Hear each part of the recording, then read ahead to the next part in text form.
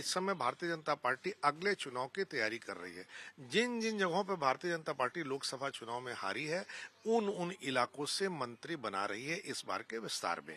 तो अखिलेश यादव को अब फिर से एक बार ट्वीट करना चाहिए ताकि वो बता सकें कि इन 6 लोगों में कितने फीसदी दल बदलू हैं और दल बदलुओं पर ही स्टेक करके उनका ट्वीट स्टैंड नहीं करता।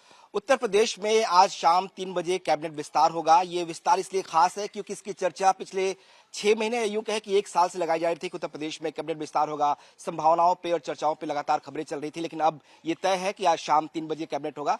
इस कैबिनेट में 6 नए चेहरे शामिल होंगे, यानी कि एक एक्सपेंशन है, रिसफल नहीं है। इस कैबिनेट के मायने क्या? हमारे साथ कुछ वरिष्ठ पत्रकार हैं लखनऊ के जो सियासी नब्ज को समझते हैं। सर, शुरुआत आपसे करते हैं। जो कैबिनेट विस्तार आज होने जा रहा है, 6 नए चेहरे बताया जा रहा है कि इंडक्ट होंगे योगी कैबिनेट में। इस कैबिनेट विस्तार के मायने क्या है, मतलब क्या है? देखिए, सीधे तौर पे ये कह सकते हैं कि इस समय भारतीय जनता पार्टी अगले चुनाव की तैयारी कर रही है। जिन जिन जगहों पर भारतीय जनता पार्टी लोकसभा चुनाव में हारी है, उन इलाकों से मंत्री बना रही है इस बार के विस्तार में। यानी उन इलाकों में कैसे वो दूसरी जातियों के, दूसरे समाज के वोट वो अपने पक्ष में कर सके और वहां पर विधानसभा में अपनी सारी सीटें जीत सके, इसकी तैयारी है बस। ये लेकिन कैसे? आप बनारस की बात कर रहे थे, वाराणसी से बनारस में नरेंद्र मोदी जी का मार्जिन बहुत घटा। बहुत ढेर सारे सवाल हुए कि क्यों घटा। फतेहपुर में आप देख सकते हैं भारतीय जनता पार्टी हार गई। कन्नौज में भारतीय जनता पार्टी हार गई। मुरादाबाद में भारतीय जनता पार्टी हार गई। तो जिन जगहों पे हारी और बनारस जो मजबूत होना चाहिए था, जहां एक बहुत बड़ा गैप होना चाहिए था, वो नहीं हुआ, तो अपनी उस चिंता को दूर करने के लिए भारतीय जनता पार्टी ने इस विस्तार का फैसला किया है। तो आप कह रहे हैं कि उत्तर प्रदेश में लोकसभा चुनाव में बीजेपी जिन सीटों पे, आसपास की सीटों पे हारी, वहां से एक मंत्री को जगह मिल रही है। एक तरह से क्षेत्रीय समीकरण है, जातीय समीकरण भी खास ख्याल रखा गया। कहा जा रहा है कि 1 ब्राह्मण, 2 दलित और 3 ओबीसी हैं। देखिए, जाति आप नहीं पकड़ेंगे तो उत्तर प्रदेश में आप पॉलिटिकली जिंदा नहीं रहेंगे, ये स्थापित सत्य है। तो जाति तो सबको पकड़ना है, जाति संतुलन सबको बनाना है, लेकिन मेरी दृष्टि से ये बेवक्त की सहनाई है, बहुत विलंबित निर्णय है। परिस्थितियों में कुछ ऐसा परिवर्तन नहीं हुआ जिसके नाते करीब 1.25 साल इंतजार किया गया। चेहरे यही थे, रिक्तियां इतनी ही थीं।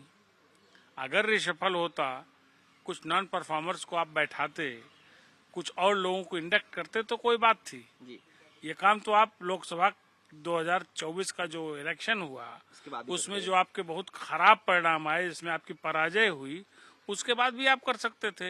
इन मिनिस्टर्स को या कैबिनेट में जो वैकेंसी थी उसका आपको ऑप्टिमम लाभ मिलता।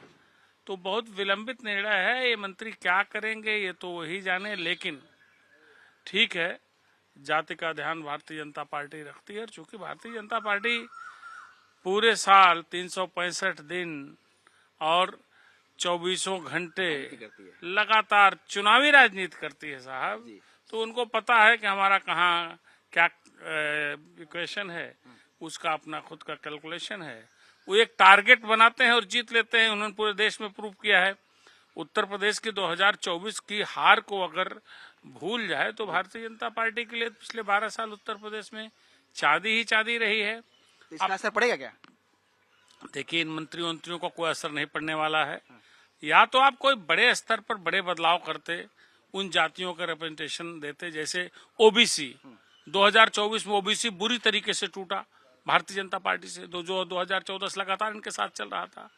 तो कम से कम ओबीसी तो दिए हैं, 2 ओबीसी दिए हैं, अब देने के लिए देंगे, 3 दिए हैं। लेकिन बड़े लेवल पर किस तरह के कोई निर्णय लेते हैं, ओबीसी तो प्रदेश अध्यक्ष लाए हैं, वो सारी चीजें हैं। लेकिन चूंकि जातियों को संदेश देना, संकेत देना ये अहम रहा है, तो उतनी ही अपेक्षाएं थी। मुझे लगता है कि बजाय मात्र विस्तार के इन्होंने पुनर्गठन किया होता।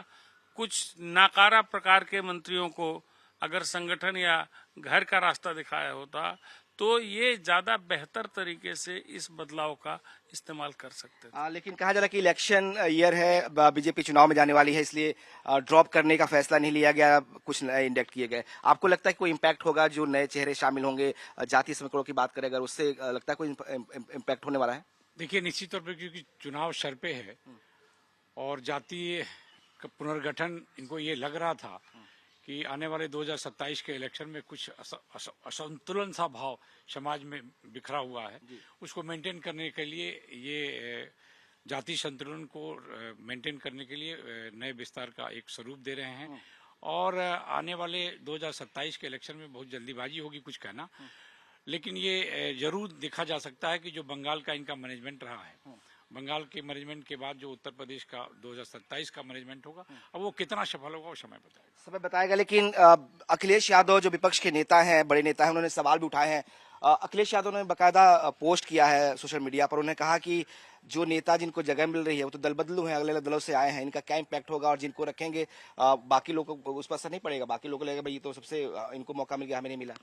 अखिलेश यादव ने बहुत जल्दी में वो ट्वीट कर दिया था, जो लोग मंत्री बन रहे हैं उनमें दल बदलुओं की संख्या बिल्कुल नहीं है, एक को छोड़ करके। इसलिए मैं कह रहा हूं कि 2 सीटें रायबरेली और सुल्तानपुर दोनों भारतीय जनता पार्टी हार गई। दूसरा, भारतीय जनता पार्टी इस समय सबसे ज्यादा दिक्कत में ब्राह्मण मतदाताओं को लेकर के है। तो जाति को साधने की राजनीति में उसने एक तरफ रायबरेली और सुल्तानपुर अमेठी यानी इन दोनों सीटों को साधा, दूसरा ब्राह्मणों को साधने की कोशिश है। तो अखिलेश यादव को अब फिर से एक बार ट्वीट करना चाहिए ताकि वो बता सकें कि इन 6 लोगों में कितने फीसदी दल बदलू हैं, और दल बदलुओं पर ही स्टेक करके उनका ट्वीट स्टैंड नहीं करता है। एक आखिरी सवाल है कि जिस तरीके से ये एक्सपेंशन हो रहा है, हेमंत जी कह रहे थे कि रिसफल होता तो ज्यादा इम्पैक्ट होता, आपको भी लगता है कि रिसफल इम्पैक्टफुल होता या एक्सपेंशन ठीक है, क्योंकि इलेक्शन ईयर में हम जा रहे हैं, किसी को ड्रॉप करने से नुकसान ज्यादा होगा, रखने से फायदा कम हो सकता है? हाँ, हेमंत जी ठीक कह रहे हैं। सबसे बड़ी बात है कि भारतीय जनता पार्टी इस समय समूची पार्टी को देखें तो एक डरी हुई पार्टी है, एक कंफ्यूज पार्टी है। एक तरफ वो हिंदुत्व की पॉलिटिक्स करती है, दूसरी तरफ वो कास्ट की पॉलिटिक्स करती है। ओबीसी अपने को कहती है, उसके बड़े लीडर अपने को ओबीसी कहते हैं, लेकिन ओबीसी की पॉलिटिक्स उन्होंने सबलेट कर रखी है यूपी में। निषाद को निषाद की पॉलिटिक्स सबलेट कर रखी है, कुर्मी को कुर्मी की पॉलिटिक्स सबलेट कर रखी है, राजभर को राजभर की पॉलिटिक्स सबलेट कर रखी है। तो कितने कॉन्ट्रडिक्शन में एक पार्टी है, कितने दबाव में है, और ऐसे कॉन्ट्रडिक्शन और ऐसे दबाव में रहने वाली पार्टी से ये उम्मीद कैसे की जा सकती है कि वो पुनर्गठन करके सुधारे। दूसरा, टाइम नहीं है। आमतौर पर होता यह है कि जो लोग अंतिम समय मंत्री बनते हैं उनमें ज्यादातर चुनाव हार जाते हैं। हालांकि पिछली बार इसका एक्सेप्शन था, सिर्फ एक आदमी चुनाव हारे थे। तो ये भी एक भय है। तो एक डरी हुई पार्टी से ये उम्मीद करना कि वो पूरा का पूरा रिफ्रेमिंग करेगी, ये बिल्कुल संभव नहीं है। और उत्तर प्रदेश में भाजपा के पश्चिम बंगाल के विजय के बाद भी यहाँ एक डरी सहमी पार्टी नजर आ रही है। बिल्कुल। तो बड़ी बात यह है जो हमने बात की है कि 2 फैक्ट हैं। एक तो इलेक्शन ईयर है, लिहाजा ड्रॉप रिसफल नहीं हुआ, एक्सपेंशन किया गया, बीजेपी चूंकि डर है कि कहीं इसका नुकसान ना होना पड़े ड्रॉप करने का। दूसरी बड़ी बात की जो कास्ट इक्वेशन है उसको कहीं ना कहीं बैलेंस करने के लिए, जिन सीटों पे बीजेपी लोकसभा चुनाव में हारी है उसको बैलेंस करने के लिए इस बार जो है एक्सपेंशन में जो नए चेहरे हैं उनको मौका मिल रहा है।